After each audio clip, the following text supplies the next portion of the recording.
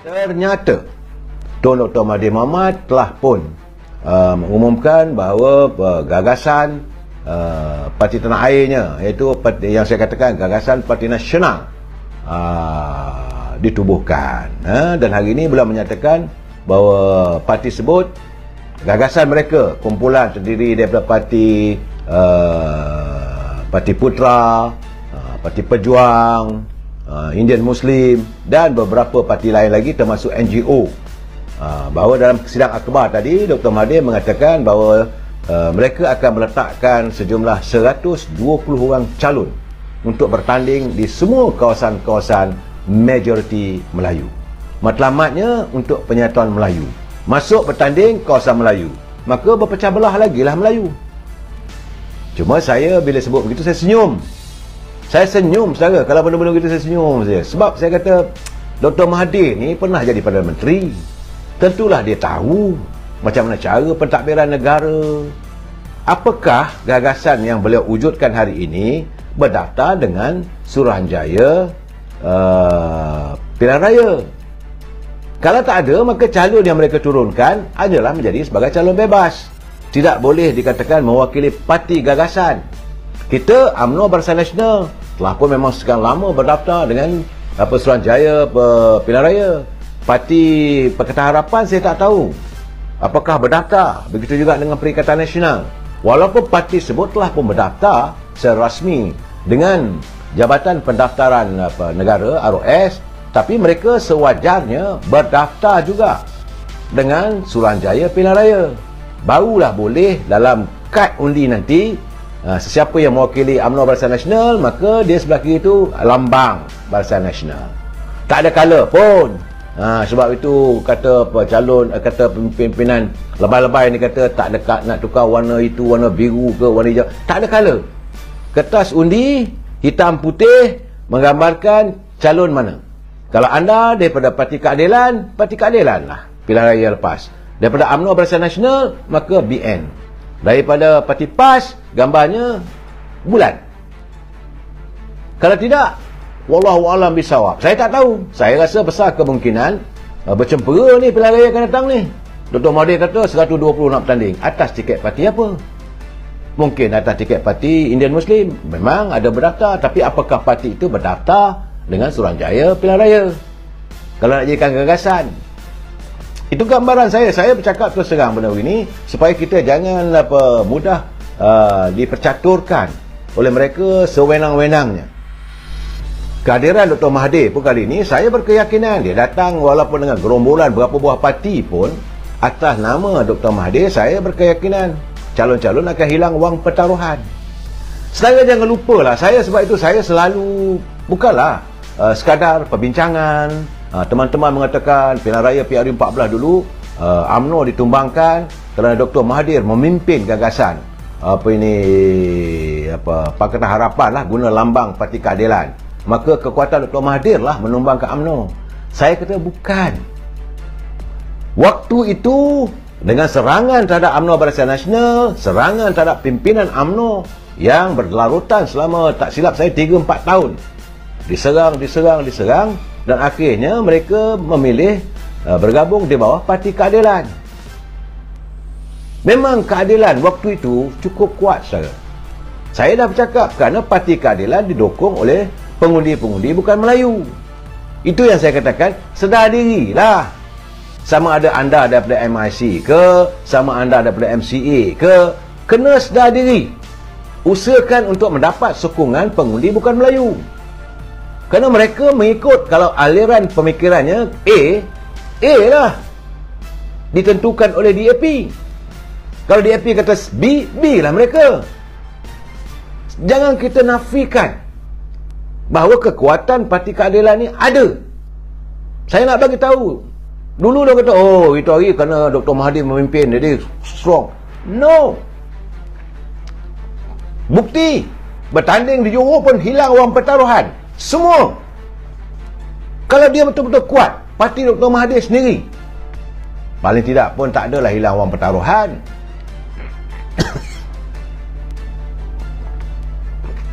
Malahan seandainya Parti Peribumi Bersatu ataupun Perikatan Nasional bergabung sekali dengan Dr. Mahathir di bawah angkatan gabungan apa semua, ruyuk habis. Sebab pilihan raya yang lepas, pilihan raya negeri Johor di kawasan Tan Sri Muhyiddin sendiri di Pagoh, ruyuk habis. Bagaimana mengatakan ada kekuatan? Saya dulu dah bercakap, Parti Pribumi Bersatu ini, ia kuat, ia dihormati, ia kukuh selagi Tan Sri Muhyiddin menjadi Perdana Menteri. Apabila sahaja Tan Sri Muhyiddin tidak lagi menjadi Perdana Menteri, sokongan itu sudah hilang. Ini realiti. Tak payah nak bermimpi. Memanglah teman-teman dari PBM marah dengan saya. Orang yang tidak mahu berpijak di bumi nyata selalunya tidak akan bersetuju dan marah kat saya. Sebab saya bercakap yang realiti. Berbicaralah anda sesuatu yang benar. Bukan hanya menghantar pandangan yang memihak pada anda. Saya bercakap UMNO pun dalam keadaan sekarang ini dan full of big question. Penuh dengan 1000 tanda tanya. Mampukah UMNO memenangi 120 kursi? Yang kita nak bercakap tutut datang dari mana? Saya dah bagi gambaran 222 kursi, 55 itu milik Sabah dan Sarawak. Terpulanglah rakyat Sabah dan Sarawak untuk memilih siapa. Memang di Sabah ada UMNO di 24 kursi situ. Terpulanglah pada Datuk Seri Bong Mokhtar untuk memastikan calon-calon yang diturunkan mewakili UMNO itu memenangi pilihan raya. Pun tidak 24 kursi saudara. Besar kemungkinan akan bertanding di 18 kursi parlimen. 6 lagi kena bedak-bedak juga, PBRS lah. Jadi parti-parti komponen pun ada juga. Dan jangan kita write off mereka secara total. Ini angan-angan Mak Jenin. Saya tak bersetuju kalau kita nak bercakap soal angan-angan Mak Jenin. Oh, kita boleh menang 2/3. Nyatakan secara data. Big data, the most important yang kita nak tengok. Sebab konon-kononnya lah bahawa Tun Dr. Mahathir membawa satu era baru, gagasan politik demi untuk Melayu Islam nak disatukan. Siapa sebenarnya yang memecahkan Melayu ni? Siapa sebenarnya? Dan hari ini kamu nak menyantuni Melayu. Tadi saya lontarkan persoalan saya pada Yang Muhammad Tengku Razali. Dia gelak. Dia kata perpecahan Melayu itu waktu dia mencabar Dr. Mahathir, waktu itulah berlakunya perpecahan Melayu yang paling besar sekali. Kerana waktu itu Tengku Razali membawa era untuk meneruskan agenda dasar ekonomi baru. Dr. Mahathir meneruskan agenda penswastaan di mana kek ekonomi tidak mahu dikongsi dengan rakyat keseluruhan. Hanya untuk kroni. Ini masalah pertama sekali. Dan sekarang ni nak santun Melayu. Cuba lihat sekarang. Tak berhenti bergaduh. Saya lihat kononnya menyatu padakan orang Melayu. Jadi selama ni dia lupa siapa sebenarnya yang memecah belah kaum orang Melayu. Dia bergaduh dengan Anwar Ibrahim 30 tahun saya. Akhirnya wujud Parti Keadilan. Yang berpecah siapa? Melayu sama Melayu. Kemudian dia bergaduh dengan Pak Lah 15 tahun. Yang bergaduh siapa? Antara Melayu dengan Melayu. Kemudian dia bergaduh dengan Si Najib. Wujudkan pula parti itu dan parti ini 7 tahun. Apa yang berlaku? Perpecahan juga. Kalah di Johor, hilang deposit, masih tak sedar diri. Jadi saya melihat tindakan Tun Mahathir ini bukan nak menyatukan Melayu. Untuk memecahkan Melayu, memudahkan parti yang dominan bukan Melayu, parti DAP. Saya tidak membenci pada DAP secara keseluruhan, tetapi kena sedar kalau sekarang ni yang sebenar-benarnya the kingmaker in Malaysian politics, suka tak suka, kita kena terima hakikat bahawa bila lepas saja pilihan raya nanti, yang terpaksa menentukan gabungan ini adalah antara DAP dengan mana-mana parti yang lain. Tetapi seandainya warga UMNO bekerja keras di tiap-tiap kawasan kursi parlimen, pastikan daripada 120 calon yang diturunkan oleh UMNO ini dimenangi oleh calon-calon daripada UMNO, bolehlah kita bercakap ketepikan DAP in total. Kalau tidak nak tubuh kerajaan pun susah. Saudara, jangan lupa ni, saya kadang-kadang saya bercakap dengan kawan-kawan. Pilihan raya 2018 itu PRU 14 bukan kerana kekuatan Dr. Mahathir. Saya menafikan kekuatan itu. Kalau dia menang, kalau dia kuat, takkanlah parti dia menang 13 kursi saja. Waktu itu dalam Parti Berbumi lah, PBM. Yang akhirnya dia minta supaya Datuk Zahid bawa ahli-ahli Parlimen UMNO, bawa ahli-ahli UMNO menyertai PBM. Taktikal politiknya. Bila Datuk Seri Zahid tak mahu menyertai parti itu, charge the court. Waktu itu dia Perdana Menteri.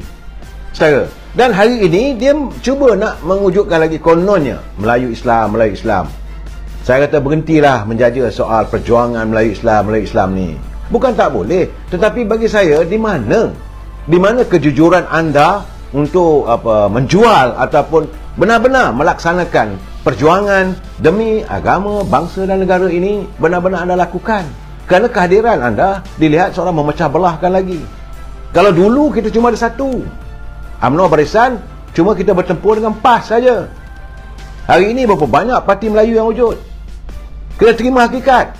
Sebab itu Tengku Razali kata tadi, dia kata dia redha untuk membubarkan Semangat 46, untuk membawa semua ahli-ahlinya menyertai UMNO demi penyatuan ummah, demi untuk orang Melayu bersatu padu.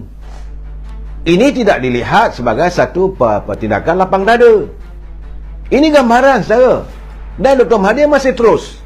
Bila dia bergaduh pula dengan Tan Sri Muhyiddin, dia keluar daripada PBM, tubuh Parti Pejuang. Ada parti PBM, ada parti Pejuang, memecahkan undi orang Melayu. Macam mana nak menyatukan? Saya tak nampak.